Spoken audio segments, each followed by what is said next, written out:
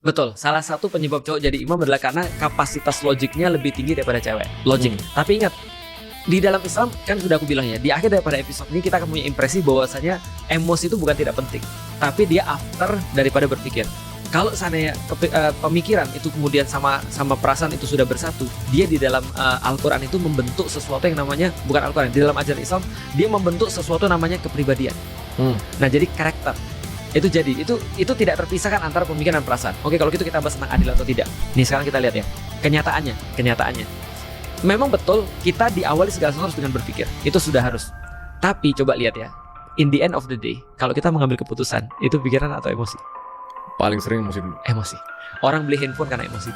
Semua emosi dulu. Semua emosi. Kita pakai baju ini pun karena emosi. Gitu kan ya. Misalnya Feren misalnya memutuskan segala sesuatu, itu masih emosi. Kadang-kadang kita nggak pernah tahu. Ini secara logik ini orang lebih ganteng nih daripada orang ini. Secara logik ini lebih solid. Tapi aku sukanya sama orang ini. Iya kan ya. Nah, Iya, oke. Emosi kan. Iya, emosi. Dan ternyata dalam kasusnya perempuan tuh emosinya ternyata lebih berguna daripada ketika dia mikir. Maka Allah membagi tugas masing-masing. Karena kita beda tugas, maka dikasih kemudian toolsnya masing-masing lebih bagus. Contoh ya, kalau sama anak-anak itu seringkali lebih works emosi. Iya, benar. Ya. Tapi I'm good with kids.